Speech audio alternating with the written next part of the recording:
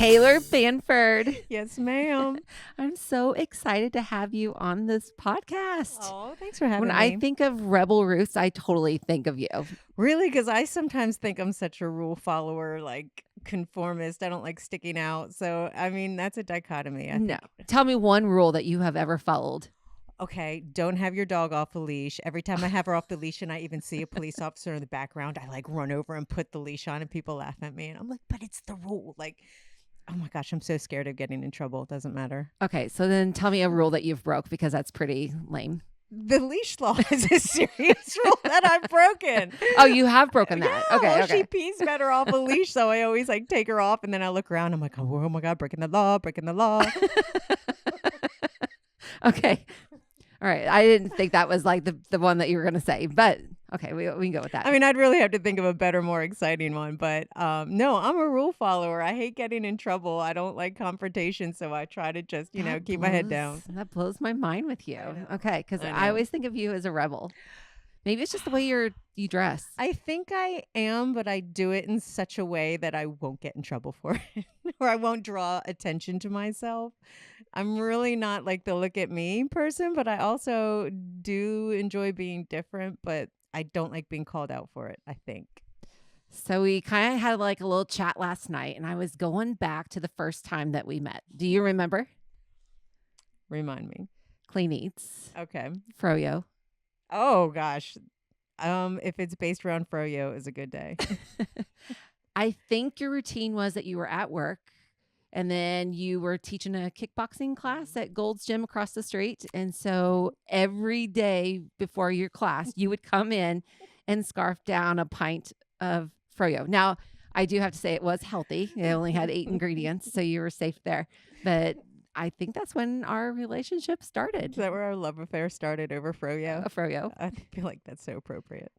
Think that we met maybe in CrossFit. Maybe that's how you found Clean Eats, was CrossFit. Definitely around and through the gym.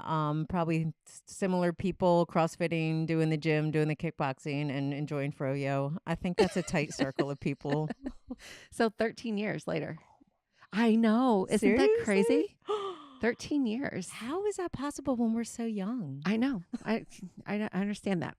All right. So I want everyone out there to get your story, because you have, and you were even telling me something off stage just that I didn't even know about bartending and selling scraps of cake.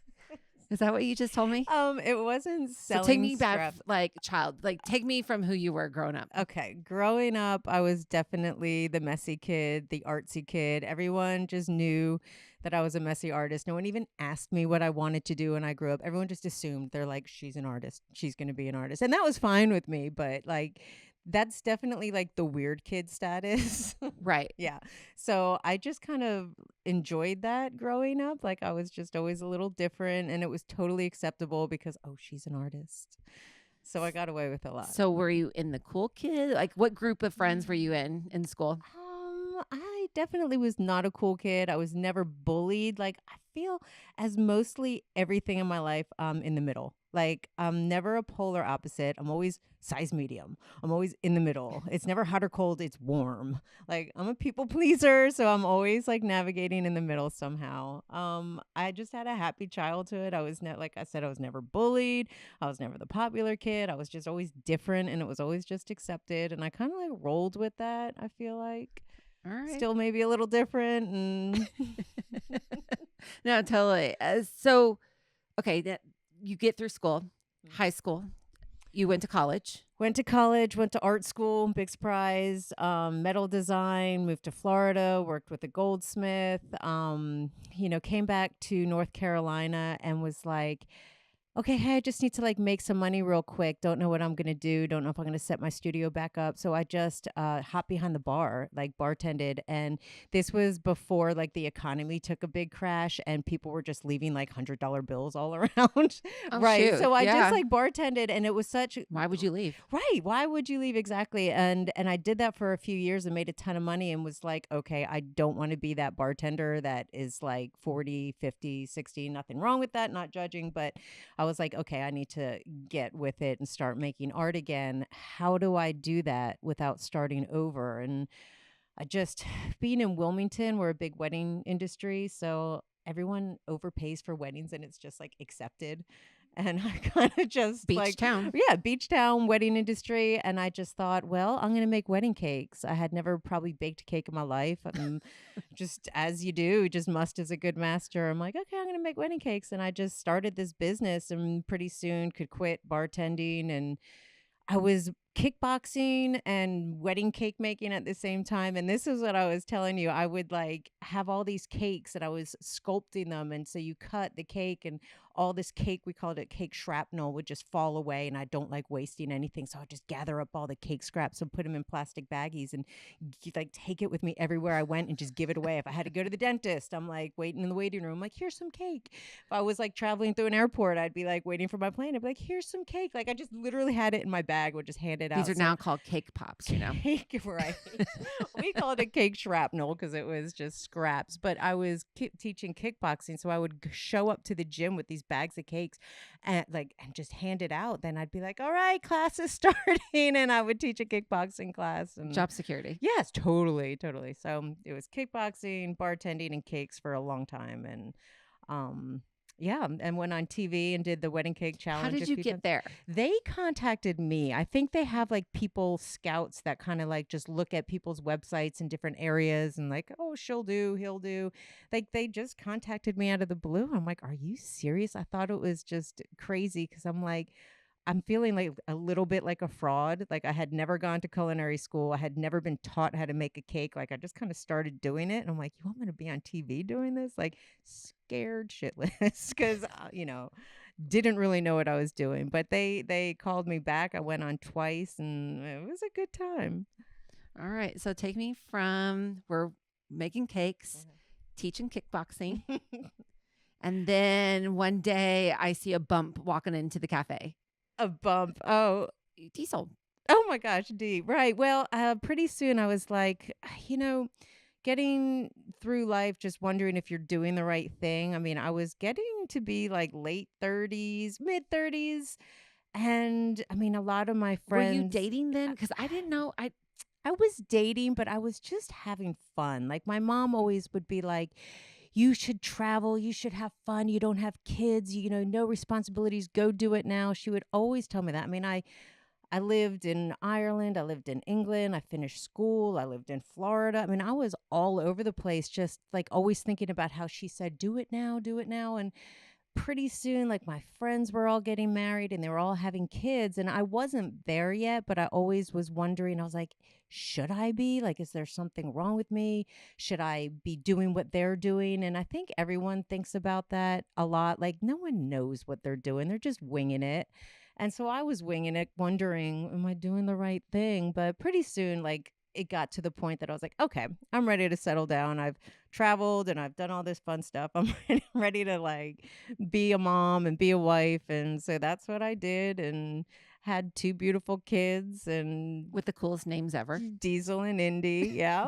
So they're awesome. But I didn't do it till late in life and I don't regret it. I mean, I have friends that are the same age as me and their kids are going off to college and they're like, yay, I'm free. I'm like, man, I was free forever. Like, I know it. Like, I know what that feels like, but it's just different strokes, different folks.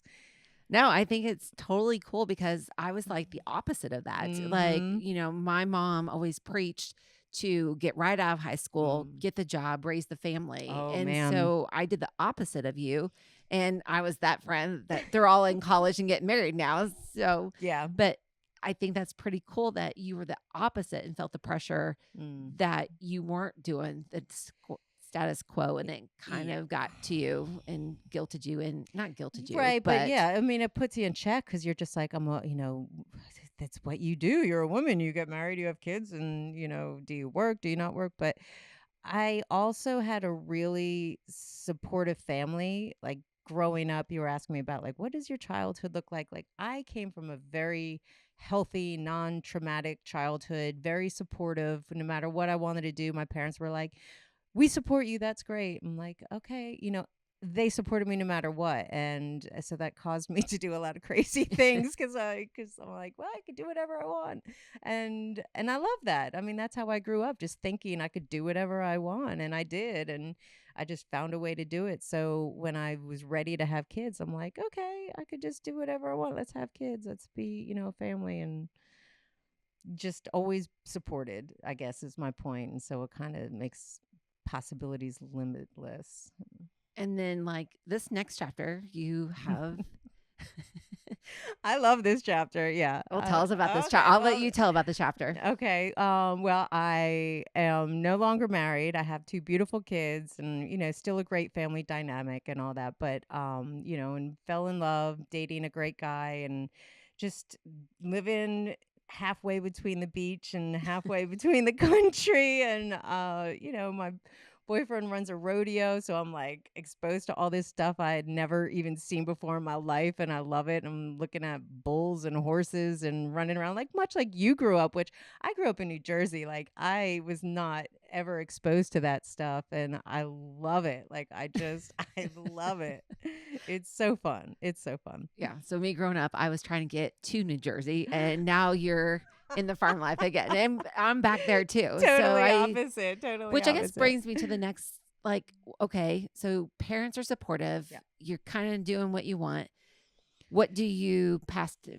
What's your approach to the kids now? Do you do the opposite of your parents? Are you going to have indie college, marriage? Oh, like, what am I gonna say to what are my you gonna say to kids? your kids? Oh gosh, I don't know, because I feel like we always look at our parents and we can point out where they screwed up. Like, I'll never do that with my kids. And I like everything my parents did, but my kids are so different than I was. Like I said, I'm like a rule follower. I never liked to rock the boat. I was always the good kid, and my two kids are, I mean, just so different than how I was. So again, like, fake it till you make it. I'm looking at them going, I have no idea how to be a parent. Like, I don't know what I'm doing.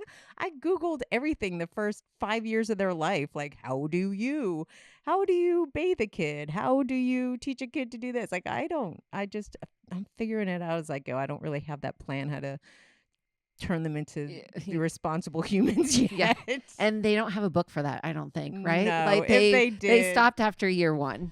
Oh gosh, no, they probably have lots of books, but everyone's book is different. So everyone's like, which one do we buy? I don't know. I don't know the answers. I'm still figuring out I feel like I'm still growing up, and then I'm like, oh man, I've got kids. I got to start, acting like I know what's going on here. So you took your cake, I guess, career, and tell everyone what you're doing currently with Holyfield.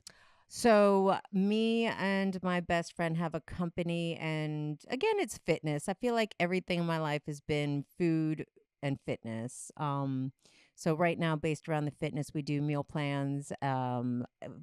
Food is my love language. I'm always cooking, making things. So kind of my seat on the bus is creating the menus and creating all this food that everyone loves to eat, but making it healthy. So that's currently what our business does. I was just smiling because I went back home to visit my parents to the farm, and my mom was getting ready to butcher Some chickens. And Taylor texts me and she says, I need some feet. I need some chicken feet. I need some chicken feet.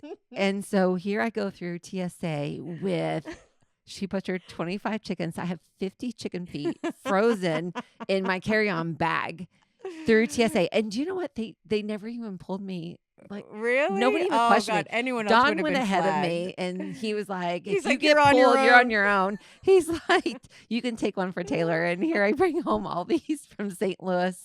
Well, it was Illinois, but St. Louis Airport all the way to Wilmington. I love that. Yeah, I like making. Talk about a friend. I think, yeah, it was like at the time I was doing like bone broth, and I read like chicken feet is the magical ingredient. And you're like, oh, my mom has chickens. I'm like, cool, bring me some. Okay.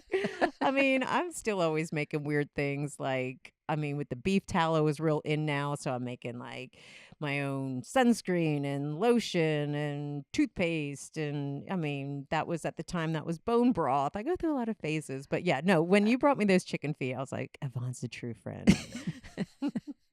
Nothing says love like chicken feet, freshly butchered. So from beach girl, because that's where I knew you. Yeah. Now we're farm life. Then we kind of came back to city life, and now we're back farm. I'm all over the place, girl. I don't. I never know what I'm doing, but I never say I can't do that. Like something appeals to me, I just want to figure it out. Like I just want to do it. I might not do it well, I might do it real well, but I don't ever want to stop. I mean, So what's next? um I guess what's next is just raising 2 kids and being in love and playing with some bulls. I don't know. That seems to be what's keeping me pretty excited lately. So we'll see where that goes. No, I love it. I have not met him yet. I did see him on video Yeah. last night. Oh, right. Yeah. Yeah, When we were FaceTiming. Oh, yeah. He's awesome. we have been invited to one of the rodeos. The rodeos are so fun. I mean, again, it's like nothing I ever was like going and walking around going, I think I want to go to a rodeo. Like, never thought about it in my life until one day I did. And now I'm like in the middle of all this rodeo stuff. I'm like, this is awesome. This is great. So much Are you fun. riding any? No! You're not participating. You're just side. I just watch. I'm spectating. I am not a cowgirl. I'm just in love with a cowboy. There's a difference. Like no, I don't even get out of the side by side when we're with the bulls. So I you're reach still down. rule following during the rodeo. Yes, 100%. I'm a safety girl.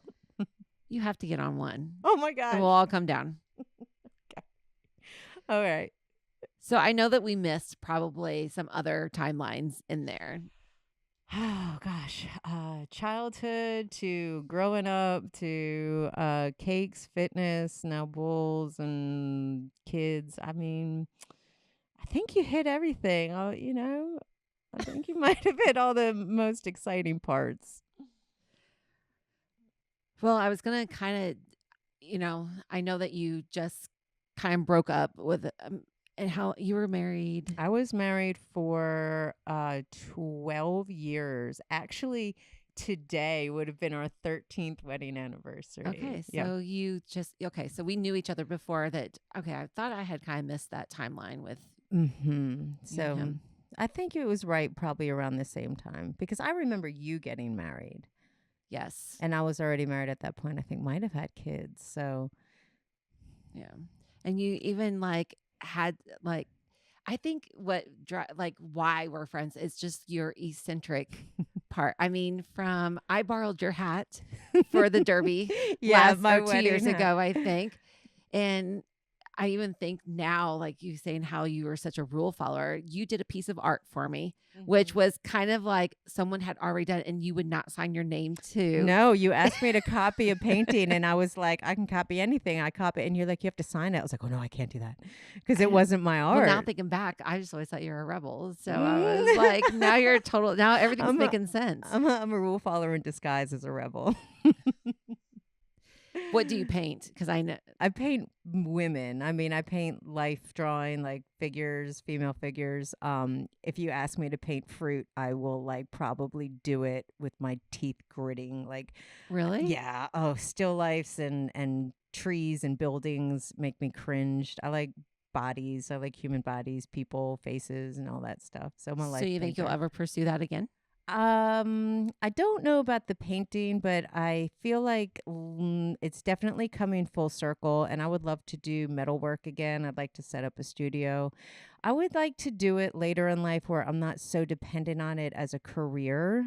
Growing up, it was always like, what could I paint to sell to make money? What can I make to make money? And that created a little bit of pressure and it stopped being so fun. And I would take classes and there'd be older people in my art classes. And I was always like, they're so old. That's so weird. Why are they doing this art stuff? And they were so serene and laid back and calm. And I see now what was going on. Like they were where I want to be now. Like I want to be relaxed and doing it for fun and not contingent on like, this is going to pay my bills. Because everyone says when you do what you love, you never work a day in your life. Okay, that might be true for some people, but when you do your passion for your job, sometimes I feel like it stops being passionate and it's work. And as an artist, I just don't want it to be work. I want it to be just fun and therapeutic and I don't want to attach a price tag to everything. It's if I were to make you something now, it would really piss me off if you tried to pay for it because then it wouldn't be my art. It would be a commodity, and that's just as an artist, that's just not where I'm at right now. No, I'm telling. So Indy is sitting on the sidelines over here. Tell She's my rebel. I mean, that girl's crazier than totally. she's definitely not a rule follower like her mother. No. Tell me what you would tell Indy, say 5-10 years from now. What I would tell her in 5 years, or what would Yeah. I? Teenager, maybe she's graduating. You know, What would be the life advice that you've learned now? it would be the same thing that people told me growing up as a young woman that I just never listened to, that I feel like is impossible to listen to until you go through it. You know, growing up, I'm sure people told you, "Oh, Yvonne, don't worry about what other people think. Yeah. People are going to talk about you no matter what you do whatever you want." I mean, all the sayings and people told me, and it just rolls off you, and you're like, whatever. I still feel weird. Am I pretty? Do I look like her? You know, you just can't convince yourself to chill out and not worry about what people think until you get there on your own. I mean, people did tell me that growing up, and I tried to wrap my head around that advice, and it was just impossible. You're still going to go through your awkward stages and worrying if you're doing the right thing and if you're doing it well enough, and or doing it as well as other people. I mean, until you arrive there, and I'm almost 50 and I'm just arriving there. I'm like, man, I wish I could have had this mindset at 20, but it is just, for me, it was just literally impossible. So I will tell my daughter the same thing everyone told me, and I just pray that it sinks in before 50, because it's taken me that long to just truly be like, I don't give a toot what other people think. I'm doing what I'm doing to have fun. So No, it took me a long time to learn that right. too. I mean, and how think many you have people to go told through you? everyone. Yeah. I mean, they're just like, no one cares, you know? So it took a long time. I don't think you'll have any problem with Indy though. She's pretty awesome. She's pretty awesome. Any final thoughts before we go? Oh, so this is rebel. Did I live up to your rebel expectations? I You mean, did. I think you not following the white picket fence that everyone else does in your earlier age is it was total rebel. never an option. Like, I never had to dismiss it. I never had to try to not do it was just never, like, it just wasn't an option for me. I don't know. I guess you make me laugh because you did when you make me laugh thinking about I'm a rebel. It's kind of exciting. Like, I'm gonna go walk my dog tonight off the leash and be like, I love it. And I think the other thing that I took away from this is that you're just now arriving and you're yeah. almost 50. And Oh, I yeah. think a lot of, even like my daughter out there, like she thinks she's so far behind in life. And I think How old is she? 24. It's just a tough age.